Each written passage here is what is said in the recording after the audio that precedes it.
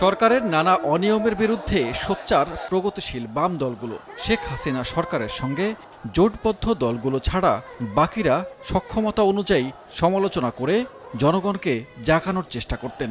২৪ জুলাইয়ের শুরুতে কোটা আন্দোলন সহ সরকারের দুর্নীতি দুঃশাসনের বিরুদ্ধে ঐক্যবদ্ধ হয় বাম দলগুলো।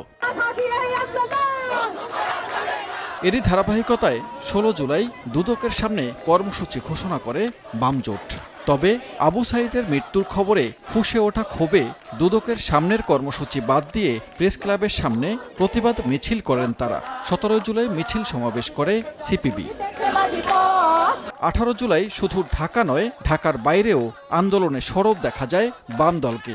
১৯ জুলাই প্রেস ক্লাবের সামনে গণতন্ত্র মঞ্চের ব্যানারে মিছিল ও সমাবেশের ডাক দেয় সিপিবি, বিপ্লবী ওয়ার্কার্স পার্টি, গণসংহতি আন্দোলন সহ অন্যান্য দল। আন্দোলনে সব হত্যার দায় সরকারকে নিতে হবে এই দাবি করে মিছিল নিয়ে প্রেস ক্লাবের সামনে থেকে পল্টনের দিকে যেতে চায়। কিছুদূর যাওয়ার পরেই বাধা দেয় পুলিশ, বাধে সংঘর্ষ। ধারাবাহিকভাবে এই স্বৈরতন্ত্র বিরোধী, এই ফ্যাসিবাদ বিরোধী লড়াইয়ে আমরা তো বরাবরই সামনের কাতারে। বিপ্লবী ওয়ার্কার্স পার্টি এই আন্দোলন তো শেষ রক্তবিন্দু দিয়েও তো আমরা চেষ্টা করেছি ভূমিকা পালন করবার জন্য। ১৬ই জুলাই এবং আমার জানা মতে এটাই ছিল প্রথম রাজনৈতিক দল এবং তার ঐক্যবদ্ধ প্ল্যাটফর্মের প্রথম বিক্ষোভ। এভাবেই ধারাবাহিকভাবে অব্যাহত আন্দোলনে যোগ দেয় বাম দলগুলো। সারা দেশ থেকে খবর আসে প্রতিদিনই বাড়ছে মৃত্যুর মিছিল, আহতরা কাতরাচ্ছে হাসপাতালে। ২৬ জুলাই নিহতদের স্মরণ ও বিচার চেয়ে মিছিল করে প্রগতিশীল দলগুলো। জুলাইয়ের দিন যত গড়ায় আন্দোলনের দানা বাঁধা ক্ষোভ ছড়িয়ে পড়ে দাবানলের মতো। ৩০ জুলাই জিপিওর সামনে সিপিবির সাংস্কৃতিক সংগঠনের প্রতিবাদী গানের মিছিলে সবাইকে যোগ দেওয়ার আহ্বান জানানো হয়। পুরো জিপিও এবং আশপাশের রাস্তা বিভিন্ন শ্রেণী পেশার মানুষের প্রতিবাদী গানের মঞ্চ হয়ে ওঠে। ১ আগস্ট সম্মিলিত সাংস্কৃতিক জোট শাহবাগে মানববন্ধন ও সমাবেশ করে। আন্দোলন দমাতে বাড়তে থাকে দমন পীড়ন, গুলি, গণগ্রেফতার, কারফিউ। বৈষম্য বিরোধী আন্দোলনের গোপনে পাঠানো ৯ দফা কর্মসূচিও গণমাধ্যমের হাত ধরে মানুষের কাছে পৌঁছে। তবে জুলাইয়ের শেষ দিকে পুরো দেশে ছড়িয়ে পড়া আন্দোলনের কেন্দ্রবিন্দু ঢাকা কিছুটা ঝিমিয়ে পড়ে। তখনই ২ আগস্ট বিক্ষুব্ধ নাগরিক সমাজের ব্যানারে ডাক আসে গ্রহযাত্রার। তারাই হত্যাকাণ্ডের বিচার করবেন না, কারণ তারা নিজেরাই হত্যাকারী।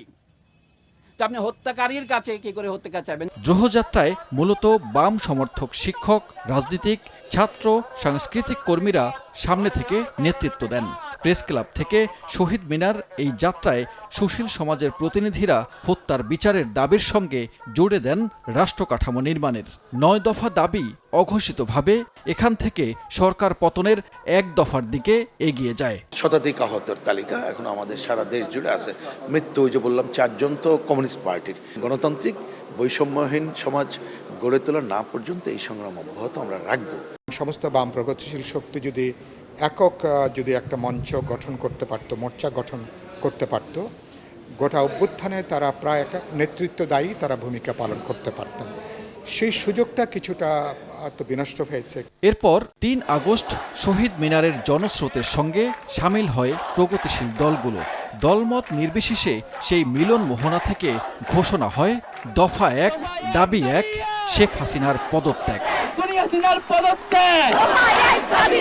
৪ আগস্টের দিনভর মসনদ রক্ষার লড়াইয়ে শেখ হাসিনা ও তার বাহিনী বনাম বৈষম্য বিরোধী আন্দোলনের ব্যানারে সবাই রক্তচক্ষু উপেক্ষা করে শহর জুড়ে আগুন জ্বলে।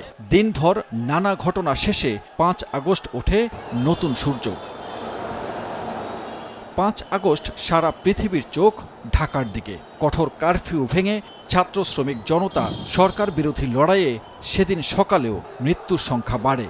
যারা দেখতে পারেননি তার কয়েক ঘন্টা ব্যবধানে জনরোষে শেখ হাসিনার পতন, বিজয় উল্লাসে ভাসেন লাখো মানুষ। সানবীর রূপল, সময় সংবাদ, ঢাকা।